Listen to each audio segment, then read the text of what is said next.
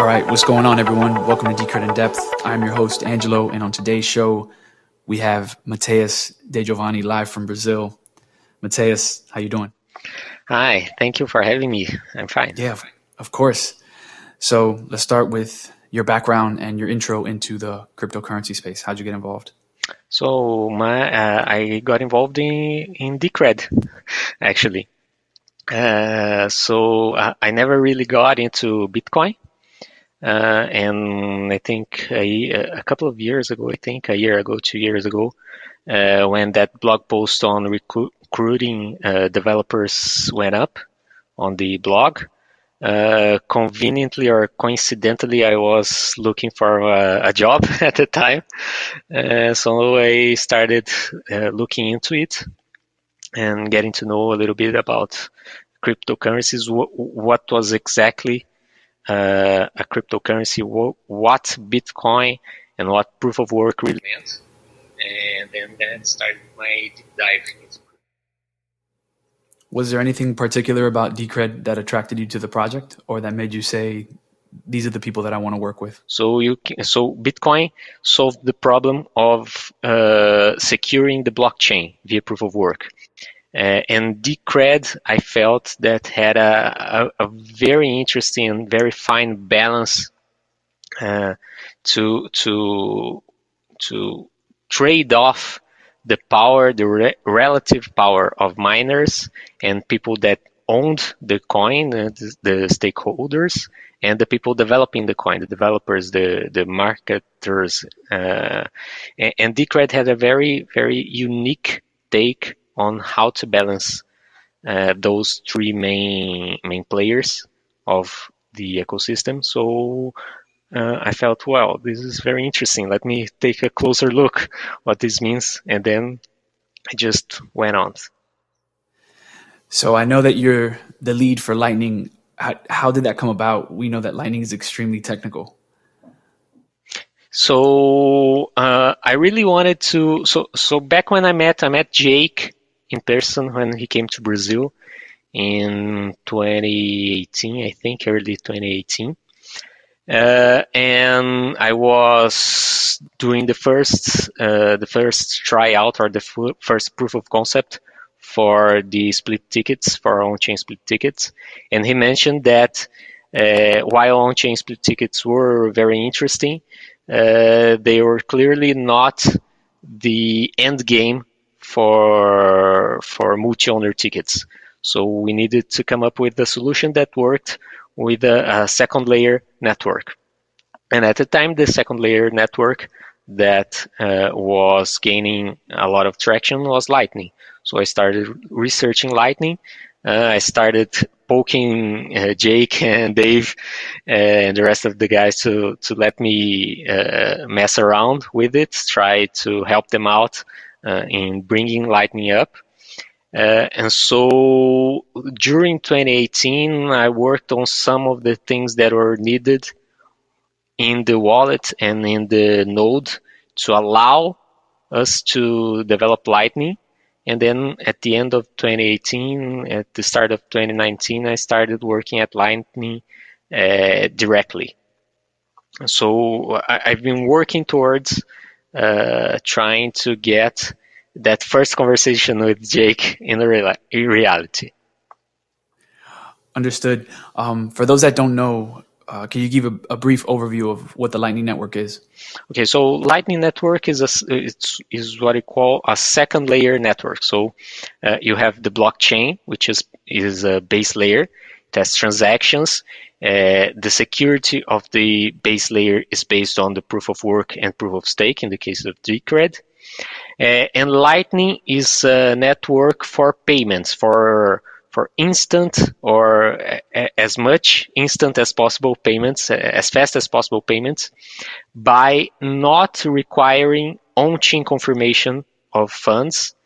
And instead of using on-chain confirmation and the proof of work and proof of stake security, it uses smart contracts that have certain clauses. These smart contracts are written such that when you move the transactions off chain, you still have pretty much the same guarantees as you have for the security of on-chain transactions. So Lightning is a second layer, is a network that uses the features of the base layer to ensure its security. Matheus, why do you think Lightning Labs chose BTC Suite to build the code base on top of?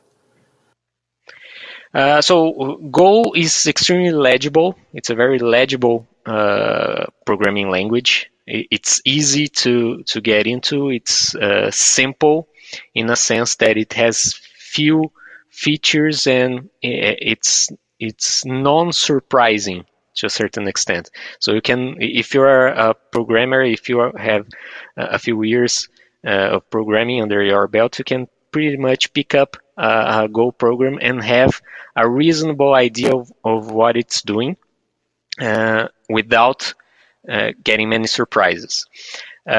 So besides that, BTCD, which is the Golang based Bitcoin implementation done by C0 before they wrote Decred, is very, very well architected. It's very modular, and so it's a very good choice if you want to build something on top of Bitcoin and you don't want to rely on having C++ programmers around. Yeah, thank you, Dave and Marco. Yes. Do you feel the Lightning Network is the best way to solve the scaling problem surrounding crypto assets? And are there other solutions, and how do they compare? Yeah, so it's not that it's the best solution. It's one of the solutions that are going to be part of the grand solution, or better yet, I don't think there's going to be a grand solution, or at least at this moment, I don't see a grand solution to the scalability problem. I think there are going to be a few different solutions for different aspects of the problem. So Lightning is definitely one of those. Moving more things off chain. So, for example, stuff that we're doing with Politeia and the decentralization of the treasury by creating special smart contracts, special script or special consensus rules that sort of encapsulates some behavior, some specific behavior that we want to see in the blockchain. So that's another aspect of the solution for the scalability. So you're not going to have, you don't need a big Ethereum-like virtual machine to run your smart contracts. So you don't really need a blockchain as big as Ethereum. So that's another aspect of the scalability discussion. Having the ability to change block sizes as we do in Decred by consensus voting, that's another aspect of scalability. So that if the on-chain network really does become too, the traffic increases too much on the on-chain layer, we can actually have a vote and increase the base layer block sizes. So I think that there are different aspects, and Lightning moving many payments off-chain is definitely a part of the solution. So now, how do the Lightning channels work? How are they operated? And what's the process with sending payments through the Lightning Network? The Lightning Network, as you hint, is based on using channels to perform payments. So a channel is a covenant. It's a sort of a covenant. It's a sort of agreement, a contract that two parties make, and they open up a special on-chain transaction. They open up so if you want to participate on Lightning, you need to find someone that is already on Lightning that you want to connect to, and you both come to an agreement to create an on-chain output that is going to hold certain amount of funds. So let's say 1 Decred or 10 Decred or whatever. So once you found someone that you want to open a channel with, you just in the software is just a screen that you say, oh, I have this identifier, and I want to open a channel for X amount of Decred. and the software just does its magic, generates a special transaction on chain, and once this transaction has enough confirmations, then you are allowed to use Lightning for payment. You are allowed to use that channel for Lightning payments. Understood. How many projects are you aware of that are currently running the Lightning Network? So I'm aware, obviously Bitcoin is using Lightning, and it has the largest Lightning network by far. And LND also implements Litecoin's Lightning. So you can run LND connecting to the Litecoin network and use a Litecoin Lightning network.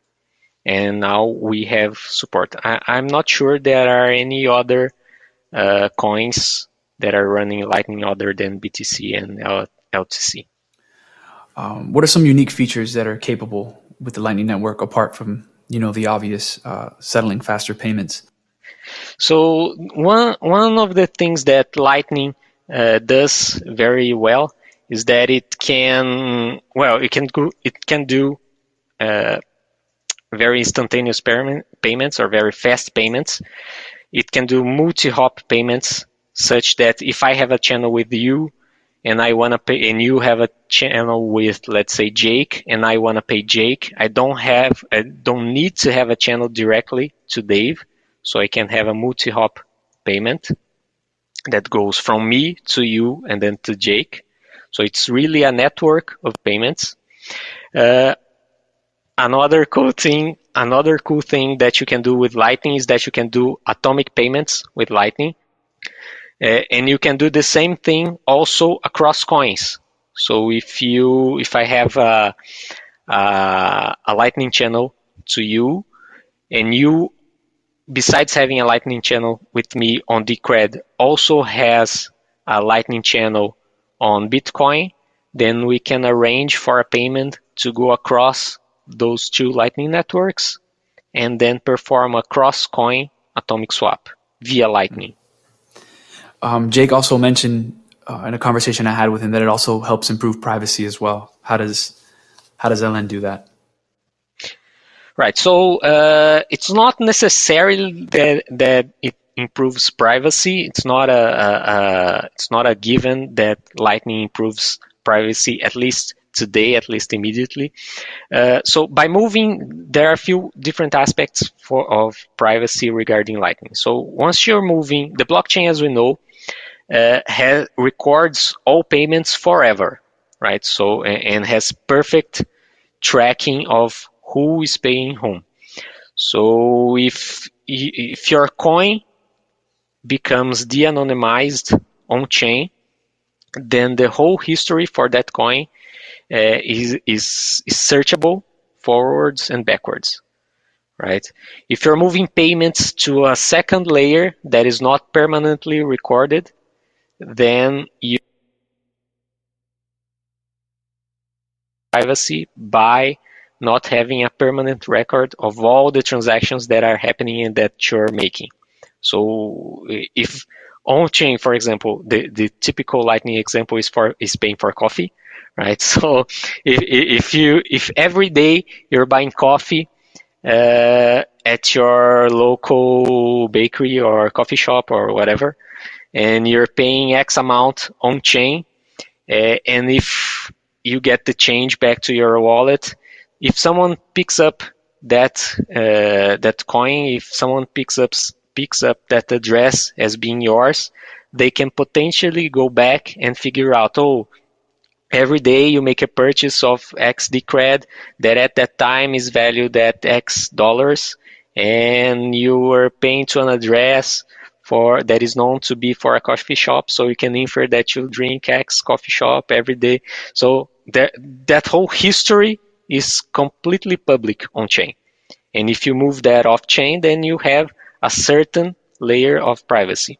Now, on the other hand, there are some trade-offs in that Lightning, the payments in Lightning are potentially today, at least they're potentially correlatable. So if you have a big enough view of Lightning, of the Lightning Network, if you have a lot of hubs, if you are well positioned within the Lightning Network, today you can potentially see the flow. Oh, I see a payment coming from this cluster of nodes here and coming to this cluster of nodes here, and I see them with a certain frequency, and I know how the channels are changing, so I can infer some things. And if you then discover that this node belongs to me, then you can infer some things about my payment schedules or my payment routines.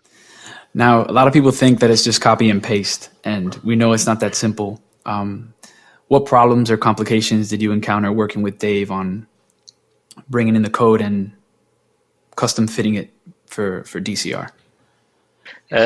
We started saying that Lightning was based on BTC-D, and that helped a lot. We didn't have to completely rewrite software, which made it simply very hard as opposed to impossible to adapt the software to Decred. That said, also Lightning uses, since it uses and was based on BTC-D, it uses a lot of the same architectural patterns that Dave and Jake and that Marco and J-Rick, they developed for BTC-D and for DCRD, for DCR wallet. So the code is structured in such a way that we as Decred developers can take a look at it and understand reasonably fast what's going on there. So we've had to rewrite most of the scripts, or at least tweak most of the scripts that run Lightning on Decred compared to how they run on Bitcoin. And we've had to tweak all size calculations, everything related to SegWit that we don't have. We've had to tweak all things related to transaction signing. The way that SegWit transactions are signed in Bitcoin is completely different to how we sign transactions, so we've had to completely adapt that. And so the major source of work was adapting those lower level things. Now, via your blog post that you recently released, you solved a huge issue that Decred has had. Now we have ticket splitting on the Lightning Network. Do you want to give a general overview on how that works and how it's going to improve the project? Yeah, so as we said at the start of the conversation, the current on-chain split tickets or multi-owner tickets is not a solution that is scalable to a regime where tickets are cost, let's say, 250 Decred, and Decred is valued at $2,000. So that makes it pretty much impossible for any small time holder to participate in the staking process, to purchase tickets, and to participate in this decision-making process.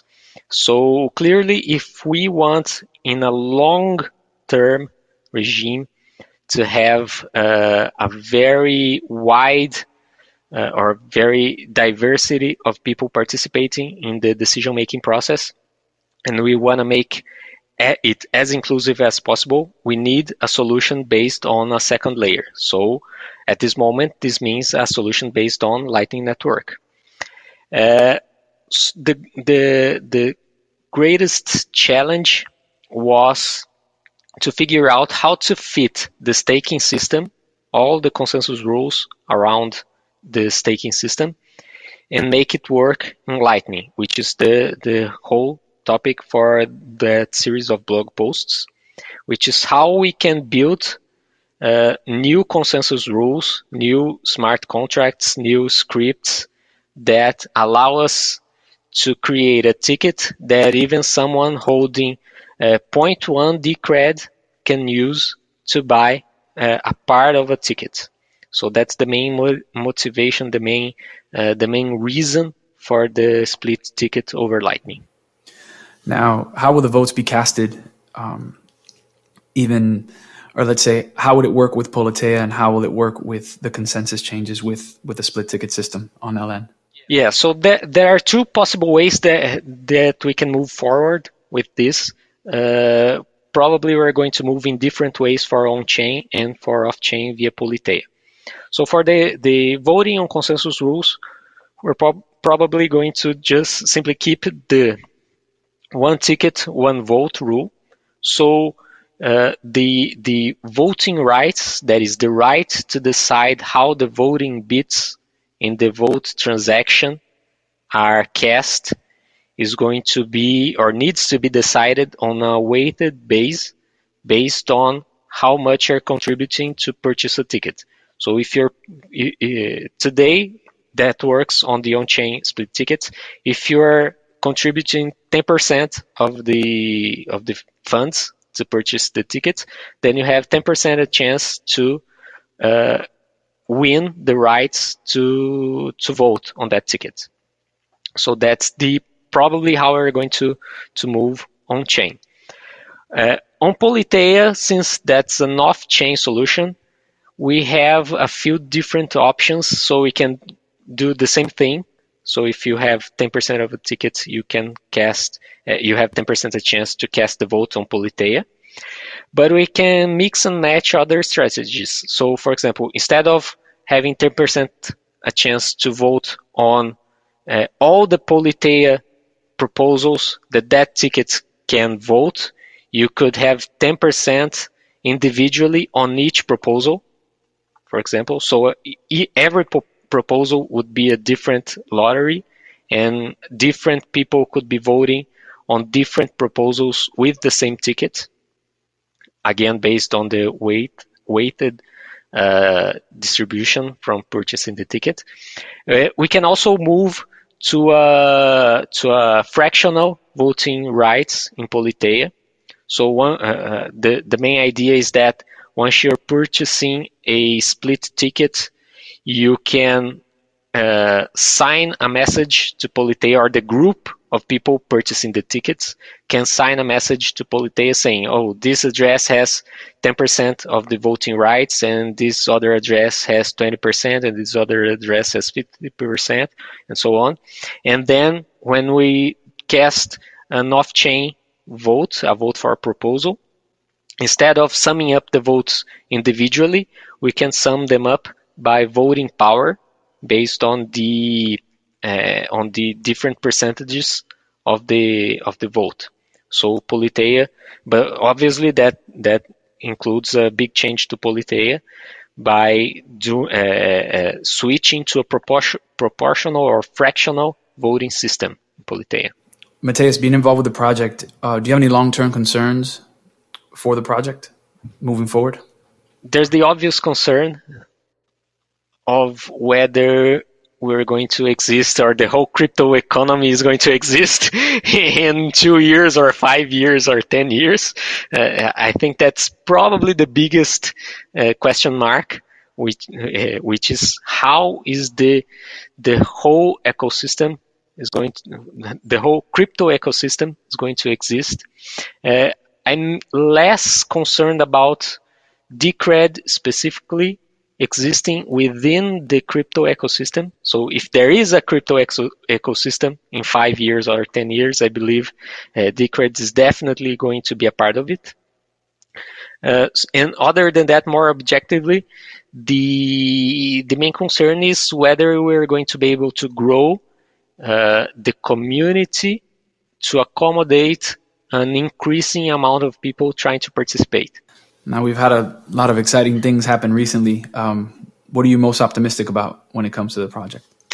So I think that we're gearing up to see more interesting on-chain votes and on-chain changes that are going to be exciting, and that are going to be that are going to potentially bring a lot of cool stuff into Decred. So, for example, the decentralization of the treasury funds, that's a big deal. Doing that by performing an on-chain vote that is going to introduce a couple of new consensus, or a couple of new on-chain features that's very novel, I think, or very unique take that we can try. I think that we're going to see, I hope, and I think we're going to see more proposals related to how the on-chain aspects of the cred should evolve. And I think that's at least for me, that's the most exciting bit. Interesting. Well, Matheus, thank you for coming on the show. I really appreciate you taking the time. What are your closing thoughts and message to newcomers and potential stakeholders that want to join the project? Yeah, so I think my main message is to participate, to engage in the community, participate on Politeia, add comments, and so on. And I would like to make a call for more technical people to come in and discuss with us and join the chats and just engage. So when one of the points that I made on the blog post that I wrote about split tickets over LN, one of the points of writing those blog posts is exactly to try to get more people to engage and actually tell me whether that's a good idea, that's not a good idea, that's workable in practice, that's not workable, or what we're going to need to tweak. So since I'm on the technical side of things, I'd like to see more technical people commenting and participating in the community. So a call out for more devs. We need them. Yes, call out for more devs. Thank you, Matheus. Thank you for having me.